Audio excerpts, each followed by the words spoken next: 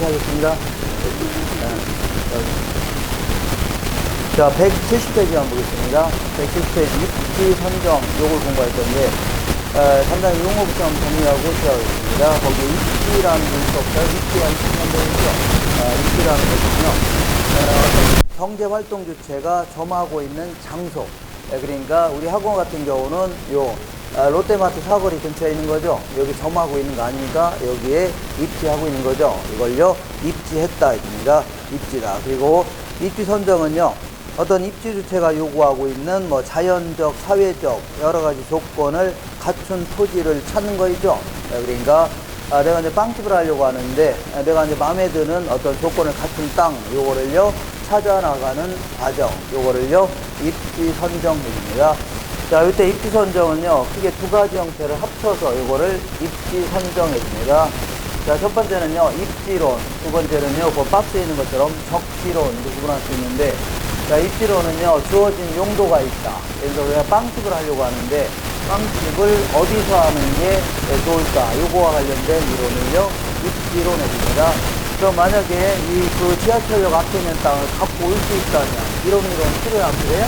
안 필요하죠. 그러니까 꼼짝 못하니까 거기다 해야 될 거 아닙니까? 그러니까 이거는 부동성과 관련됩니다. 자, 적지론은요 내가 일단 땅이니까 가장 표적의 위치가 되겠습니다. 여기 말하면 주어진 자, 이 토지가 있다. 땅이니까. 그럼 여기다가 무엇을 하는 게 좋을까? 어떤 용도로 쓰는 게 좋을까? 이거와 관련된 이론. 이걸 뭐라고요? 적지론입니다. 근데 여기에 이제 다양한 용도로 쓸 수 있기 때문에 어떤 용도로 쓸까 이제 고민할 수 있는 거지. 만약에 한 개 용도로밖에 못 씁니다. 그러면 이론이 나올 수 있어 없어요? 없죠. 그러니까 이거는 아무래도 용도의 다양성 때문에 나오는 이론입니다. 용도의 다양성. 그래서 답을 잘 주고. 자, 그러면 거기 보시면 입지 선정이 중요한 이유. 이거는 입지가 잘못 선정하면 커다란 사업장이 손해를 볼 수밖에 없는 거죠. 엄청난 손실을 볼 수 있는데, 자, 조금 자세히 알아본다면 이렇게 볼게요. 네, 그 입지 선정이 매우 중요한데, 자, 여기가 뭐가 있냐면 대학교가 딱 있습니다. 어떤 대학교냐면 한국대학교가 딱 옛날에 서울의 한남동이라는 그 유학교가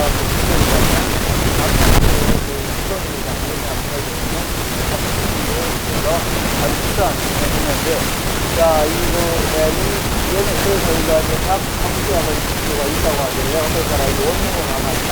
그러다가, 이 차례입니다.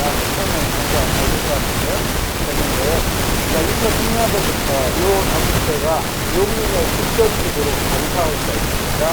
국전지구로 이사가니까, 이사가고 나서 요 동네가 이제 아파트 사는 데 있습니다. 그러면 밤에는 아파트에서 주무시고 낮에는 원룸에서 자고 맨날 잠만 자라 하루 종일 그렇지 않겠죠? 그러니까 이 시계 그러니까 여기 상가가 여기 학생도 있으니까 뭐가 됐어요? 상가가 된 거 아닙니까? 그러니까 이제 학교가 떠나고 나니까 상가가 돼야 돼요? 안 될 거 아닙니까? 그러면 자, 만약에 이 원룸을 들고 쫓아갈 수만 있다면 손에 봐야 안 봐요? 안 보죠? 그러니까 꼼짝 못하는 거나 일단은요 부동성 때문에 크게 무릎을 손해볼 수 있고, 그 다음에 요거를 이제 아파트 단지가 들어오니까 다른 상업용으로 써야 되는데 원룸 아니, 그래서 이거 철거하고 다시 짓는 것도 쉬워요? 어려요? 엄청나게 돈이 많이 들 것이고, 다른 용도로 또 전용해서 또 쓰는 것도 돈이 많이 들어가더라요? 쓸 수 있는 거죠? 그러다 보니까 크게 이걸 뭐라고 하냐면 여기라는 게 뭐냐면 역으로 가능하지 않고, 그러니까 되돌리기 하는 거 있죠? 되돌리는 게 거의 힘들다. 이걸요 가역성이라고 합니다. 원래 상태로 되돌리는 거 있죠? 이런 게 매우 힘들다. 그러다 보니까 크게 사업성의 소리를 봐야 할까요? 너무 비싸죠. 그죠? 네. 이렇게 잘못 생각하면 이렇게 해야 된다. 그리고 그리고 자, 그러면 이제 이 입지와 관련된 이론은 크게 이렇게 나눴습니다. 주거지와 관련된 이론, 그 다음에 상업지와 관련된 어디를 얘기하는 실제로 땅이 있습니다. 그 다음에 공업 공장과 관련된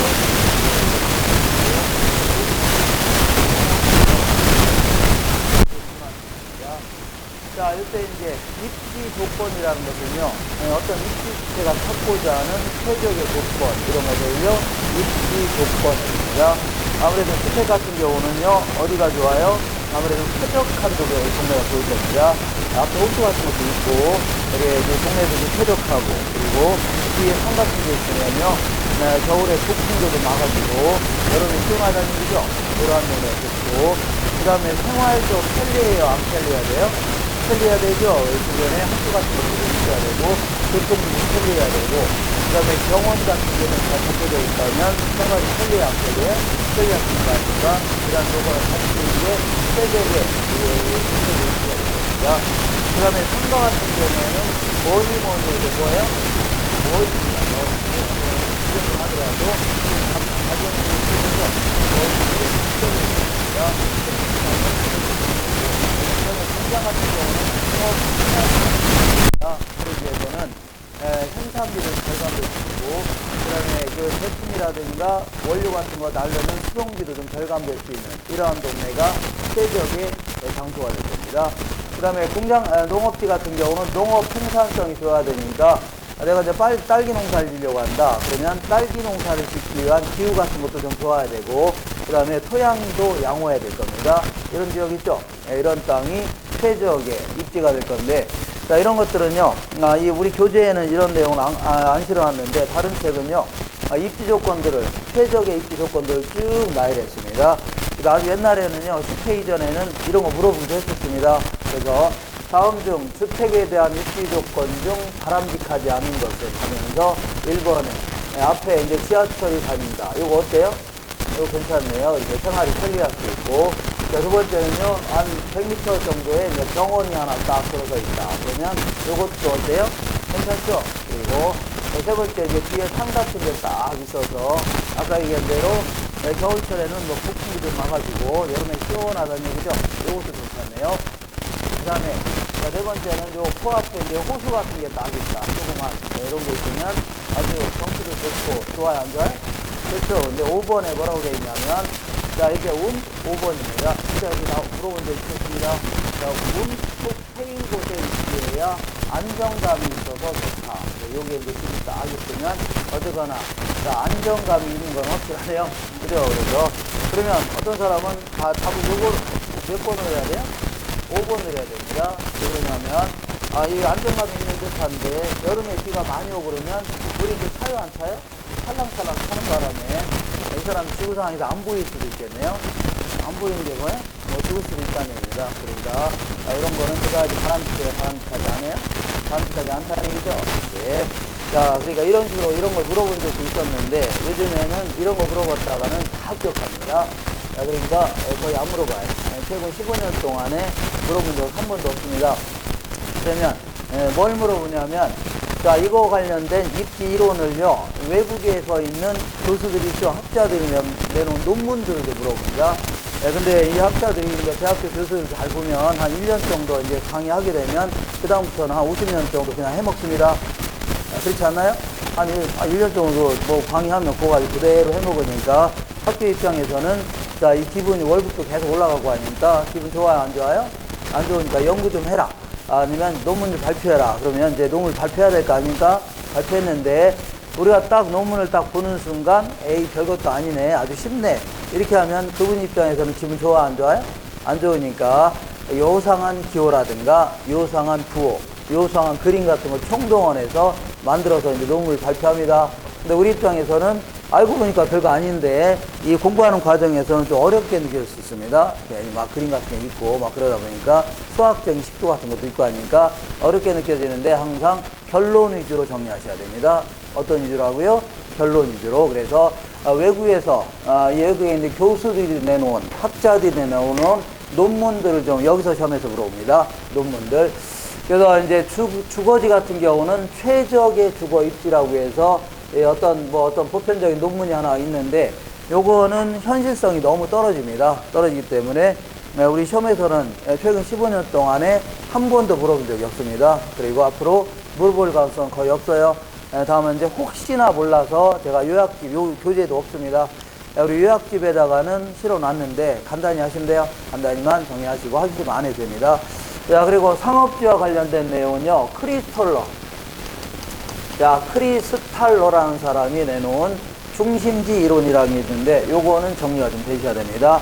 그 다음에 두 번째는요, 레일리라는 사람이 얘기하는 소매 중력 모형, 소매 중력 법칙이라고 있는데, 요것도 정리가 되셔야 됩니다. 자, 세 번째는요, 허프라는 사람이 얘기하는 확률적 상권 모형, 요것도 정리가 되셔야 되고, 그 다음에 레일리가 얘기한 이론에 대해서 약간의 이게 공식을 하나 만들어본 사람이 있습니다. 이게 컨버스라는 사람입니다. 컨버스. 이 내용도 간단히 정리하셔야 돼요. 자, 요 세 가지 이론이 그래도 가장 중심이 되는 이론이고, 나머지 몇몇 사람이 얘기한 것들은 그냥 간단히 한두 마디 정도만 기억하시면 충분합니다. 이게 가장 주된 내용이고, 그 다음에 공업지와 관련된 입지 이론은요, 베버라는 사람이 내놓은 최소 비용 이론. 자, 요거는 정리가 되지 않습니다. 그리고 또 하나, 베이스라는 사람이 이제 최대 수요 이론으로 발표했는데, 요거는 한마디로 정리합니다. 그 다음에 농업지와 관련된 이론은요, CNN이라는 사람이 얘기하는 고립성 모형, 이걸 통해서 농업 입지론을 발표했습니다. 자, 그래서 내용이 좀 상당히 방대한 것 같지만 사실은요, 이 정도 내용을 정리해서 결론이 뭐냐, 이 사람이 어떤 얘기를 하는 거냐, 여기에 초점을 맞춰서 정리하시는 게 합니다. 그렇죠? 그래서 이제, 자, 요거를 공부하려고 하는데, 이게 베버가 상업지 이론입니까? 농업지 이론입니까? 이렇게 어떤 사람이 헷갈려 합니다. 그래서 1년 내내 공부했는데, 저한테 이름이 뭐예요? 그러면 지금 좋아하는 거야? 안 좋으니까 이제 소속 정도를 알고 있어야겠다니까 얘가 어디 소속이냐, 쟤는 어떤 소속이냐. 그러니까 얘네들은 상업지와 관련된 거, 얘는요 공업지, 얘는요 농업지. 이 정도는 최소한 알고 시작해 안 해야 돼요? 알고 시작해야 됩니다. 그래서 이거 암기할 때는요, 크리스탈러. 자, 크리스탈러 하니까 이제 반말로 시작하는 겁니다. 크리스탈러. 내일이 큰 버스 타고 가서, 조그만 버스예요? 큰 버스예요? 큰 버스 타고 가서 호프 마시러 가는 날이지. 호프 마시러 가는 날. 그러니까 호프는요, 상가예요? 공장이에요? 호프집은? 상가죠? 그러니까 상업지표는 이렇게 갈 수 있습니다. 그러니까 요거는 크리스탈러. 그 다음에 내일이 조그만 버스예요? 큰 버스예요? 큰 버스 타고 가서 호프 마시러 가는 날이지. 요거는요, 상업지와 관련된 이론입니다. 그 다음에, 이 내일은 이제 호프 마시러 가는 날이니까, 공번은 때려치고, 공번은 어떻게 하고요? 때려치고, 농땡이나 치자. 내일은요, 공번은 때려치고, 뭘 치자고요? 농땡이나 치자. 그러니까 공업지와 관련된 이론은요, 베버가 얘기한 거고, 농업지와 관련된 이론은요, CNN이 얘기한 이론입니다. 농업지는요, 누가예요? CNN. 자, 재미없으면 한 번 더 해볼게요. 재미없나요? 자, 크리스탈러. 내일이 오토바이 타고, 큰 버스 타고, 그 다음에 막걸리, 호프 마시러 간 날이지. 그리고 내일은 이제 공보는 때려주고, 농땡이나 치자. 그래서 어느 소속 정도는 추가해야 됩니다. 그렇죠? 그래가지고. 자, 그럼 지금부터, 요런 내용을 중심으로 해서, 이론을, 내용을 알고자 하는데, 이게 바로, 이론입니다. 그래서, 이론입니다. 순서에 따라서 알 겁니다. 상업지, 농업지, 이 내용을 중심으로 해서, 크리스탈러, 내일이 버스하고 가서 호프 만들어 간 날이고, 공부는 공부나 공부는 자, 여기 찍었습니다. 자, 먼저, 어디를 보자면요, 위에 가스가 바로 아래 보니까 서비스, 다른 말로 상업이라고 합니다. 상업지와 관련된 이론. 자, 요거 아까 얘기한 대로, 이게 구성을 했습니다. 이게 구성은요. 자, 한 장 넘겨보시면, 위에서 열 번째 주제, 상권과 관련된 이론이죠. 상업과 관련된 이론이죠. 첫 번째, 동그라미 번에 스컬러에 하나 넘겨볼게요. 넘겨보시면, 114페이지에 위에가 10번째에 제2의 소매 인력법 있었어요. 이때 요거를 정리가 되셔야 되고, 그 다음에 오른쪽에 115페이지에 대문쪽에 조그만 버스가 아니라 큰 버스, 큰 버스의 공식적 모양이죠. 요거는 간단히 하나 정리해주셔야돼요. 공식적 아주 안 되어야 돼요. 그리고 밑으로 쭉 내려가면 허프의 중심지로 나면 이렇게 확률 모양 구조입니다. 요거는 정리하게 됩니다. 이런 내용들이 가장 중심적이고, 그 다음에 몇 장 쭉 넘겨볼게요. 넘겨보시면, 자, 이번에는 공업지와 관련된 기술로 나갔고요. 183페이지에 맨 아래쪽에 보니까 공업지 위치로 있었죠. 그렇죠. 여기는 혼자 넘겨보시면, 자, 맨 위쪽에 세보라는 사람을 얘기하는 세보 비용이 있죠. 그리고 하고, 밑으로, 자, 동그라미 2번에 예시의 세보 비용이 있죠. 요거는 정리하셔야 됩니다. 그래서 세보의 내용을 통해서 합니다. 그리고 이제 마지막으로 공업지와 관련된 내용은 다음으로 연결됩니다. 마지막 거꾸로 들어가고요.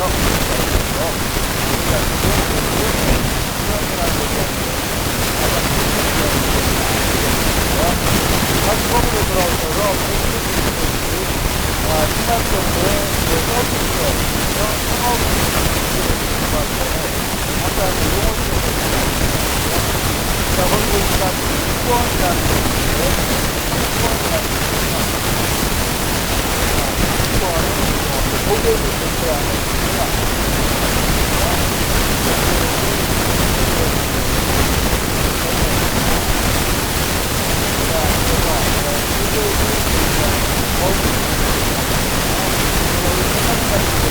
멀리서 와야 하나? 이게 후원은 여기가 있습니다.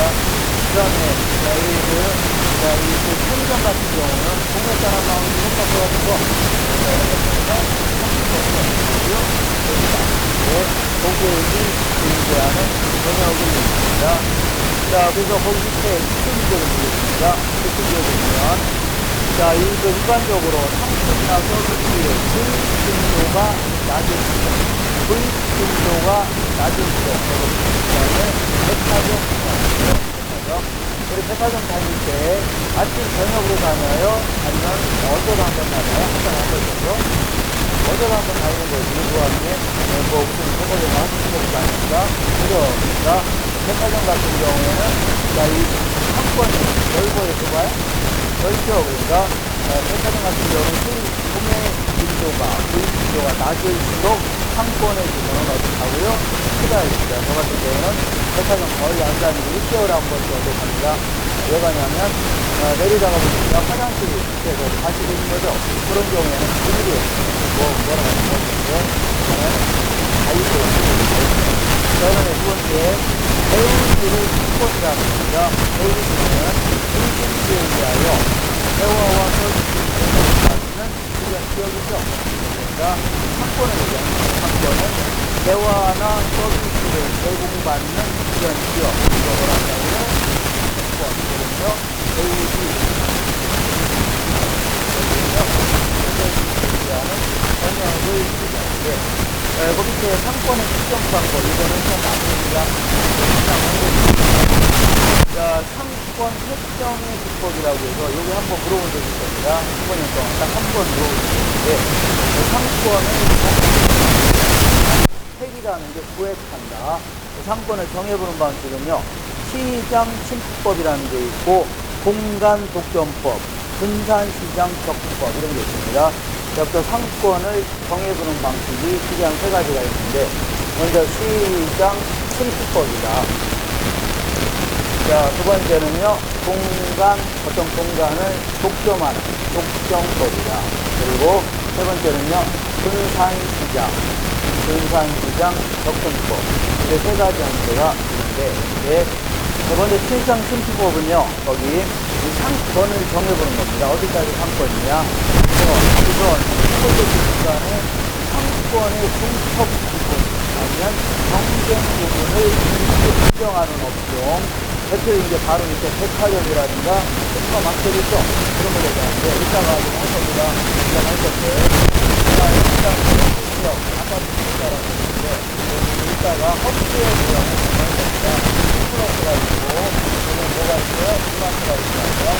자, 얘가 여기 상품이 있고, 얘가 이 상품이 있고, 할 겁니다. 뭐 이쪽에서, 이쪽으로 가 상품이 이쪽으로 가 상품이 한 80%입니다. 여기다가 이따가 할 겁니다. 일단 허풍의형 아까 했어 안 했어요? 아, 얘기했죠. 오프. 네, 그때 할 겁니다. 이렇게 해서 상권을 정해보는 겁니다. 다른 Y 아파트 기고도 이런 식으로 정할 수 있었어요? 그래서 이렇게 해서 경쟁하는 업체끼리는 이런 식으로 상권을 정해볼 수 있는 겁니다. 이걸 뭐라고요? 시장 침투법입니다. 이따가 할 거예요. 이따가 할 겁니다. 그 다음에 공간 독점법은요, 뭐 이렇게 여기 롯데리아가 딱 어떤 사람이 롯데리아 본사하고 가맹점 계약을 딱 체결했습니다. 체결했는데, 요 정도 범위에다가, 근데 한 3개월 정도 지나서 롯데리아 본사에서 여기다 롯데리아를 또 입점시켰다는 얘기죠? 입점시켰죠? 그러면 얘가 열이 받아 안 받아요? 바로 여기다 막, 입점시키면 열이 받을 거 아닙니까? 아예 처음부터 계약할 때, 이 정도 범위 내에서는 또 다른 롯데리아를 입점하지 못하게 이렇게 계약을 체결할 수 있었어요? 있죠? 그러면 요게 이제 상권의 범위가 되는 겁니다. 이렇게 하는 거더라고요. 공간 독점법입니다. 자, 두 번째 볼게요. 공간 독점법은요, 거리 제한을 두는 업종이라든가 면허가 필요한 업종 같은 거 있죠?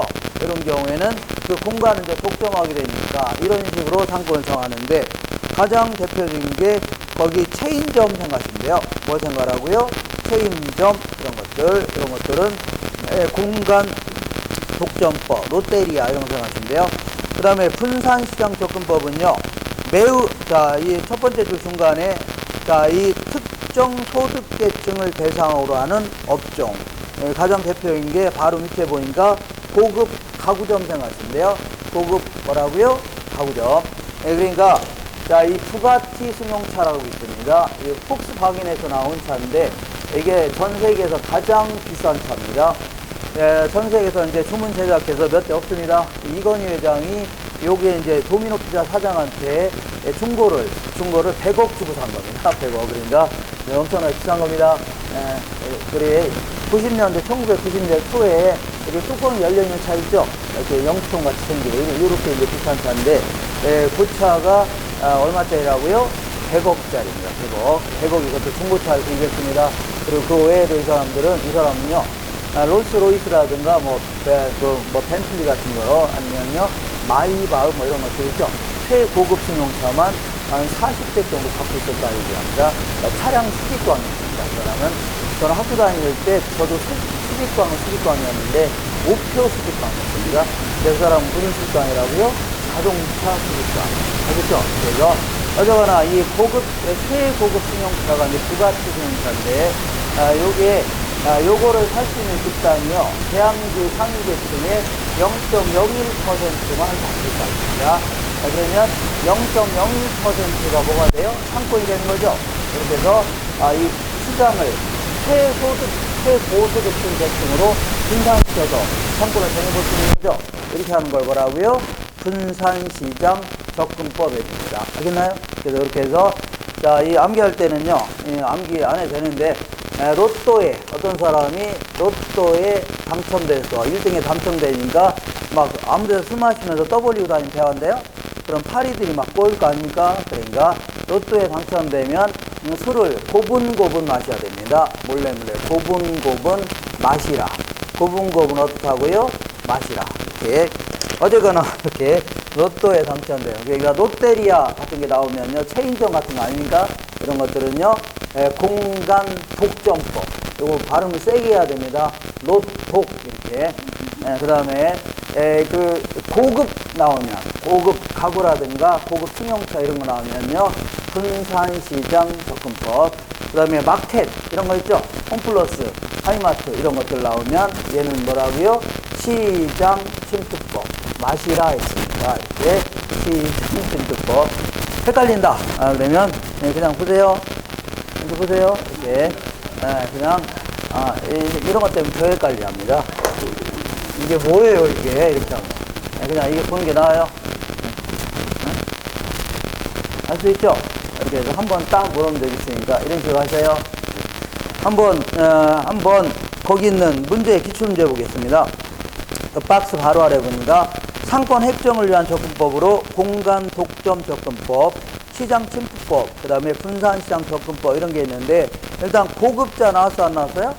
고급자 나오면 분산시장 접근법. 뭐예요? 분산시장 접근법. 고급 가구점, 고급 자동차, 벤틀리 이런 거 나오면요, 분산시장 접근법. 이런 형태로 해서 상권을 정해보는 게 바람직하다. 이런 얘기입니다. 되셨죠? 이렇게 해서, 자, 좀 이제 간단히, 상권과 관련돼서 좀 알아봤습니다. 지금부터 아까 얘기한, 이 외국에서 나온 학자들이 내오는 논문들을 한번 알아보겠습니다. 자, 맨 먼저, 거기 크리스털러의 중심지론 있죠? 항상 그 내용 자체가 좀 복잡해 보이는데, 결론이 뭐냐? 여기에 초점을 맞춰야 됩니다. 결론이. 그래서, 즉, 동그라미 1번에 크리스털러의 중심지론의 세 번째 줄에, 즉, 하셨죠? 즉, 자, 중심지 계층의 포섭 원리로서 중심지는 상대적 크기에 따라서 고차 중심지와 중차 중심지, 그리고요, 저차 중심지로 구분되면서 고차 계층일수록 저차 계층보다는 중심지 간의 거리가 더 멀고 다양한 중심 기능을 가진다는 그러한 이론입니다. 이게 이제 이 사람의 결론입니다. 결론이에요. 자, 이걸요, 크리스털러의 중심지 이론 해줍니다. 자, 맨 먼저, 크리스탈러. 이 사람이 얘기하는 독일의 이제 도시 경제학자인데, 자, 이거 어떤 중심지라는 게 있습니다. 중심지라는 것은 주변 지역에 재화나 서비스를 제공하기 위한 어떤 장소를 얘기하는 겁니다. 장소. 근데 이 장소가 이제 어떤 특정 점포가 될 수도 있고, 때로는요, 상점들이 밀집되어 있는 곳, 이렇게 될 수도 있어요. 그리고 때로는, 이따가 레일리 같은 경우는 도시를 가지고 상권을 정해보기도 하니까, 때로는요, 서울 같은 경우는 전국에서 물건 사려고 몰려 안 몰려? 몰릴 수 있죠. 이런 것들이 될 수도 있고, 때로는요, 조그만 도시 같은 경우는 그 지역 사람만 오겠죠. 이용하는 거 아닙니까? 그러다 보니까 이렇게 도시를 가지고 따져볼 수 있는데, 그러니까 헷갈려요. 그렇게 하면. 그러니까 지금부터는 점포를 가지고 따져볼게요. 뭘 가지고 따진다고요? 점포가 입점하고 있는 장소 있죠? 이거 생각하시면 돼요. 우리 롯데마트는 저 앞에 입점하고 있어 없어요? 입점하고 있죠? 이걸요, 중심지다. 그리고 아까 얘기한 상권은요, 고객이 존재하는 권역을 얘기합니다. 고객이 존재하는 권역. 요거는 어떤 그 점포가 입점하고 있는 장소를 생각하세요. 그러면 우리 그 백화점 같은 경우는 상권이 넓어요, 좁아요? 넓죠, 이렇게. 근데 편의점 같은 거라든가 세탁소는 상권이 넓어요, 좁아요? 좁죠, 이렇게 해서. 자, 이 그 중심지를요, 중심지가 뭐라고요? 주변 지역에 재화나 서비스를 제공하기 위한 장소. 그러니까 여기서는 쉽게 그냥 어떤 점포가 입점하고 있는 장소 생각하시면 이 중심지를요, 상권의 크기에 따라, 상권의 크기에 따라 크게 이제 세 가지 형태로 분류했습니다. 이 사람은. 이렇게 볼게요. 자, 다시 할게요. 왔다 갔다 해요. 자, 중심지를요, 뭐의 크기라고요? 상권의 크기에 따라 크게 이제 세 가지 형태로, 고차 중심지, 얘는요, 중차 중심지, 얘는요, 저차 중심지, 그렇게 구분하면서, 자, 이 중심지가 상권의 크기에 따라, 자, 고차 중심지는요, 백화점 생각하시면 돼요. 백화점. 자, 백화점 같은 경우는 상권이 넓어요, 좁아요? 넓죠? 이런 걸요, 고차 중심지 해줍니다. 그 다음에 저차 중심지는요, 우리 동네 편의점 생각하시면 돼요. 편의점은 동네 사람만 들어오는 거죠? 그러니까 상권이 좁다, 이렇게 얘기합니다. 그 다음에 이 주변에 어중간한 형태가 또 하나가 있는데 이 탑마트 이런 거 아시나요? 탑마트, 엠마트 뭐 이런 마트, 이상한 마트 있어 없어요? 있죠. 그러니까 얘는 백화점보다 훨씬 더 적고 편의점보다는 커요, 작아요? 그죠? 그래서 1층 전층을 다 쓰고 1층짜리고 그리고 주차장도 좀 있습니다. 주차장도 있고 이렇게 해서 어중간한 엠마트 주변에 이런 거 있던데 우리 동네에도 탑마트 이런 거 있죠? 이런 거를요 중차점으로 생각하시면 돼요. 그리고 학교는 원래 이제 뭐 점포는 아니지만 학생들을 고객이라고 볼게요. 그러면 대학교 같은 경우는 아주 멀리서도 와요, 안 와요? 오죠? 이런 걸요 고차 중심지. 서울대 같은 경우는 전국에서 오죠? 이런 걸요 고차 중심지. 그 다음에 이 초등학교 같은 경우에는 동네 꼬맹이들만 오는 거니까 얘는 뭐예요? 저차 중심지가 되겠네요. 얘는요 중고등학교 정도.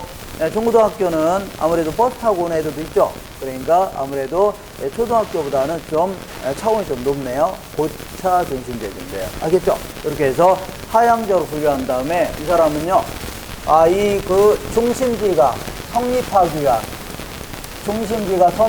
위한 요건을 제시했던 겁니다. 중심지가 성립하기 위한 조건 혹은요 요건. 그래서 아까도 얘기했지만 아주 매우 간단한 얘기도 이 사람들은 상당히 어렵게 얘기합니다. 그러니까 이런 얘기입니다. 내가 울산 지역에다가 이제 어떤 지역에다가 이렇게 이제 그 갈비집 하나 하려고 합니다. 갈비집 하려고 하는데 한 달에 한 500명 정도는 와줘야, 계산해 봤더니 500명 정도는 와줘야 망하지 않고 버틸 수 있다는 얘기죠. 500명 계산해 봤더니 500명 정도는 와줘야 망하지 않고 버틸 수 있는데 막상 입점하게 되면 300명밖에 안 올 것 같다. 그러면 입점하면 돼요, 안 돼요? 안 되고 한 800명 정도는 예상해 보는 겁니다. 와줄 것 같다는 얘기죠? 그럼 입점해야 돼, 안 해야 돼요? 해야 될 거 아닙니까? 그래서 지금부터 이 500명을 뭐라고 하냐면 최소 요구치다. 어떤 점포가 최소한도로 유지되기 위해서 최소한도로 필요로 하는 수요 요구 수준 있죠?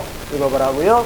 최소 요구치. 그런데 막상 입점하게 되면 한 800명 정도 올 것 같다는 얘기죠? 요걸 지금부터 재화의 도달 거리라는 뜻입니다. 알겠죠? 이렇게 해서 간단한 얘기를 아주 어렵게 설명합니다. 자, 여기가 어디냐면 그 서울 쪽 올라가다 보면 동탄 신도시가 있습니다. 어디에서요? 오산 지나서 수원 가기 전에 논 가셨는데 거기에 동탄 신도시가 들어선다고 하길래 여기다가 현대백화점을 입점시키려고 합니다. 현대백화점 입점시키려고 하는데, 자, 이 점포가 망하지 않고 버티려면요, 반경 한 30km, 너무 많네요. 20km 내에 있는 사람은 와줘야 된답니다. 그리고 고객 수로는요, 한 달에 한 3만 명 정도는 와줘야 버틸 수 있다는 얘기죠. 버틸 수 있는데, 자, 이 망하지 않고 버틸 수 있다는 얘기입니다. 근데 막상 입점하게 되면요, 주변에 뭐 수원의 일부 지역이라든가 오산, 송탄, 아니면 용인의 일부 지역, 이거 다 올 것 같다는 얘기죠. 그래서 자, 이 범위로는요, 한 40km 내에 있는 사람은 와줄 것 같답니다. 그리고 고객 수는요, 한 달에 5만 명 정도는 와줄 것 같답니다. 그러면 입점해야 돼, 안 해야 돼요? 해야 되죠? 요 정도만 와도 이 점포가 이걸 버틸 수가 있다는 얘기죠? 근데 요 정도 정도가 와준다니까 입점할 수 있어, 없어요? 있다는 얘기입니다. 자, 지금부터 요 20km, 자, 아니면요, 3만 명, 이런 것들을 최소 요구치 이렇게 표현합니다. 어떤 점포가, 자, 유지되기 위해서 필요로 하는 최소한도의 상권의 범위라든가 고객수, 이걸 뭐라고요? 최소 요구치. 요걸 뭐라 하냐면, 요거를 재화의 도달거리다. 어떤 점포가 영향을 미칠 수 있는 최대한도의 공간적 범위라든가 고객수, 이걸 뭐라고요? 재화의 도달거리. 그러면 당연히 예부란 얘가 커야 되겠죠? 그래야지 입점하는 겁니다. 그러니까 최소 요구치보다는요, 뭐가 커야 돼요? 재화의 도달거리가 커야 되는 겁니다. 간단한 얘기인데 어렵게 설명합니다. 자, 지금까지 한 거를 한번 교재를 가지고 확인할게요. 172페이지.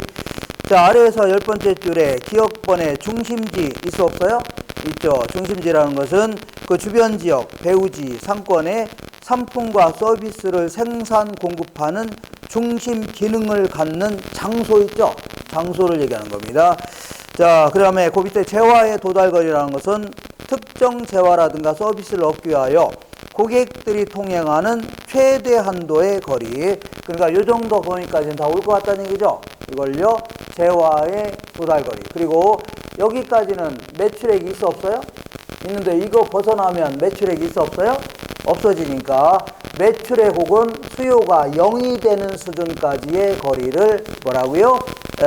재화의 도달거리. 그러니까 소비자가 없어지는 지점까지의 거리를 뭐라고요? 재화의 도달거리. 그 다음에 그 밑에 최소 요구치, 특정 기능을 유지하기 위하여 필요로 하는 최소 한도의 수요 요구 수준. 자, 특정 점포를 유지하기 위해서는 최소 한도로 이건 와줘야 돼, 안 와줘야 돼요? 와줘야 돼. 이것도 안 오면 입증하면 돼요, 안 돼요? 안 된다는 얘기입니다. 그러면 중심지가 성립할 수 있는 경우는 첫 번째 줄 맨 끝에 재화의 도달거리가 뭐보다 커야 돼요? 최소 요구치보다는 커야 됩니다. 되셨죠? 최소 요구치보다는 어떻다고요? 커야 된다.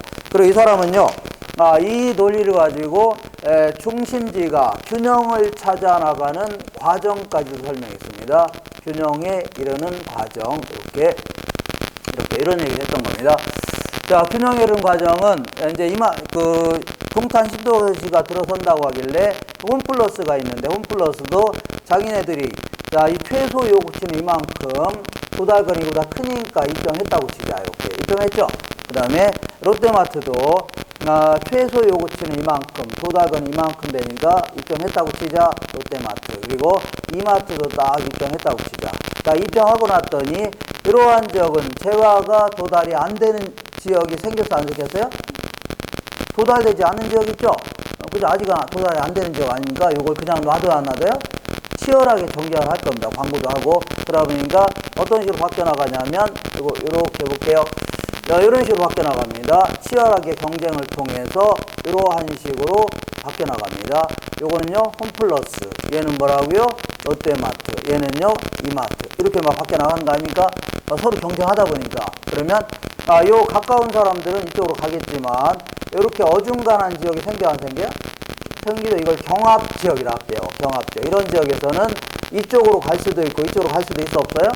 있을 거 아닙니까? 근데 만약에 장기적으로는요, 품질과 서비스라든가 가격은 거의 비슷해져야 됩니다. 그렇지 않으면 망할 수밖에 없어요. 다른 업체에 비해서 품질이 떨어진다. 그럼 그 집 가려고 안 가려고요? 안 가려고 하고, 가격도 다 똑같은 물건인데 비싸게 팔면 그 집 가요, 안 가요? 안 갑니다. 이 김포에도 홈플러스가 하나 있는데, 예전에 내려가다 보니까 다른 업체에 비해서 비싸게 파는 게 있다면 5배를 보상해 주겠답니다. 그러니까 다른 업체에 비해서 비싸게 팔면 돼야 안 돼요? 안 됩니다. 알겠죠? 그러다 보니까 결국은요, 장기적으로는요, 가격과 품질은 거의 비슷해집니다. 되셨죠? 거의 비슷해. 그렇지 않으면 망합니다. 망해요. 알겠죠? 망해요. 그래서 물론 홈플러스가 지금 그 MBK라는 그 포스코 사장이 박태진이었는데, 그 사람이 사위가 운영하는 국내 최대의 사모펀드입니다. 재벌들의 돈을 모아서 이제 운영하는 이러한 이제 사모펀드가 홈플러스를 7억에 이제 인수해갖고 계속 투자한다고 해놓고서 약속을 안 지키고 하면서 지금 홈플러스가 거의 상당히 많이 망했습니다. 많이 매출은 확보했지만 어쨌거나 상당히 문제가 있는 데입니다. 그런데 그런 거 지금 없다고 치자. 없다고 치고. 자, 지금 그러면 장기적으로는 품질이라든가 가격이 비슷해져, 안 비슷해져? 비슷하지 않으면 망할 수밖에 없는 겁니다. 그럼 망해요.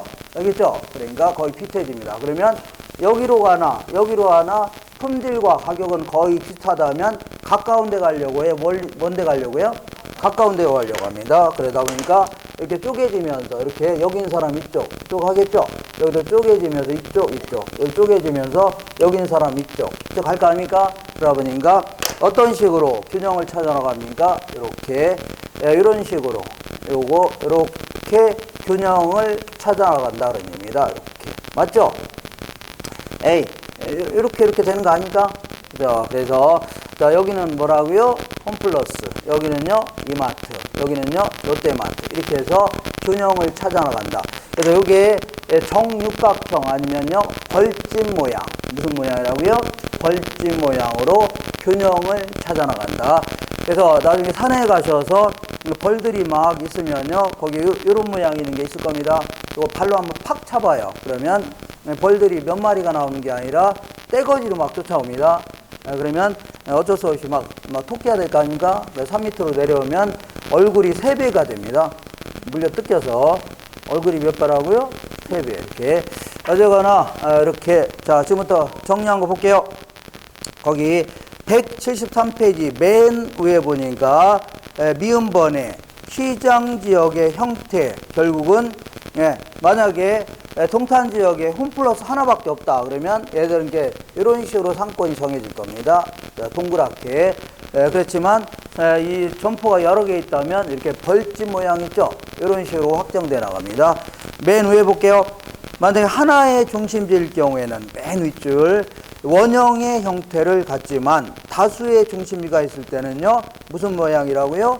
정육각형 아니면요 벌집 구조로 확정돼 나간다는 얘기죠. 이런 얘기 했던 겁니다.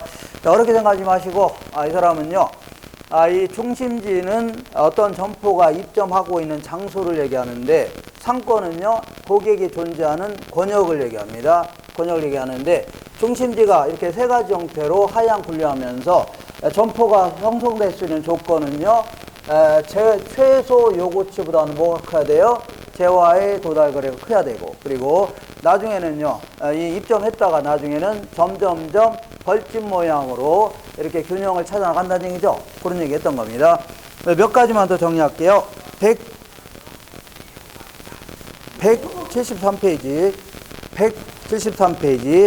아래에 딱 중간 정도에 크리스탈화의 중심지 이론 요약 있어 없어요? 있죠. 1번 볼게요. 고차 중심지일수록 거리가 더 멀고 저차일수록 가깝다. 자, 이런 거는 고차 중심지일수록 거리가 멀어요, 좁아요? 좀 멀고. 이마트 상권 안에는 수많은 편의점들이 있어 없어요? 있죠. 얘네들 간에는 거리가 좀 가까울 겁니다. 주변에 널려있는 게 편의점 아닙니까? 배상하시면 돼요. 그 다음 2번 볼게요. 고차 중심지일수록 규모가 더 커지면서 다양한 중심기능을 갖는다. 그러니까 이마트 상권이 굉장히 넓기 때문에 이 범위 내에는 뭐 백화점뿐만 아니라 무슨 뭐 영화관도 있고 서점도 있고 별별게 다 있겠죠. 다양한 중심기능을 갖는다. 10번 볼게요. 저차 중심지에서 고차 중심지로 갈수록 중심지의 수는요 피라미드 형태를 이루게 되는 겁니다. 자, 우리 보면 편의점들은 무지하게 많아져요. 뭐 좀 가다 보면 다 편의점 아닙니까? 근데 탑마트 이런 건 몇 개 대화인데요. 이마트 상권 범위 내에. 그다음에 이마트는 하나밖에 없는 거죠. 그러다 보니까 위로 올라갈수록 무슨 형태라고요? 피라미드 형태를 이루게 됩니다. 이렇게. 우리 초등학교는 무지하게 많아져요. 많은데 중고등학교는 몇 개 안 되죠. 그리고 대학교는 하나 정도밖에 없을 겁니다. 울산대학교 범위 내에는 이렇게. 자, 그렇게 생각하시면 돼요. 그 다음에 하나 더 해볼게요. D번 볼게요. 중차 중심지가 포용하는 저차 중심지의 수는요, 고차로 갈수록 분포도는 줄어든다. 어떤 탑마트 범위 내에 있는 편의점 무지하게 많을 겁니다. 많아져가요? 얘들이 포용한다는 얘기는 얘들의 상권 범위 내를 얘기합니다. 근데 이마트 상권 범위 내에 바로 밑에 탑마트 몇 개 대화인데요? 안 되죠. 그러니까 위로 올라갈수록 막강한 자본력이 요구되기 때문에 이 점점 분포도는 많아져요, 적어져요? 적어진다 합니다. 위로 올라가서 몇 개 대화인데요? 안 된다는 얘기입니다. 그런 얘기를 이렇게 한 겁니다. 자, 문제를 통해서 몇 문제만 더 해결하고 잠깐 쉬겠습니다. 하나 넘겨볼게요. 174페이지. 자, 맨 위에 1번 볼게요. 맨 위에 1번. 찾으셨나요? 네, 크리컬러는요, 대화와 서비스에 따라 중심지가 이렇게 계층화됩니다. 3개 계층으로 나눠지면서, 자, 이 서로 다른 크기의 도달 범위와 최소 요구 범위를 가진다. 그러니까 백화점 같은 경우는 최소 요구치도 커요, 작아요? 크고, 대화의 도달 범위도 크겠죠? 네, 편의점 같은 경우는 작겠네요. 자, 똑같이 2번 볼게요. 네, 크리컬러의 중심지로는요, 공간적 중심지 규모의 크기에 따라 상권의 규모가 달라진다는 것을 뜻합니다. 중심지의 규모에 따라 사건이 달라져 안 달라져? 달라진다. 그 다음에 4번 볼게요. 다른 거 하지 마시고. 크리스탈라이즈 중심지로는 대화의 도달거리와 최소 요구치와의 관계를 설명하는 것으로 최소 요구치가 대화의 도달범위 내에 있을 때 판매자의 종족을 위한 최소한도의 상품범위가 됩니다. 그러니까 자, 이 최소 요구치가 대화의 도달범위 안에 있어야 되죠? 안에 있어야 되죠? 도달범위가 그래야지 비슷하지가 아니까 맞죠?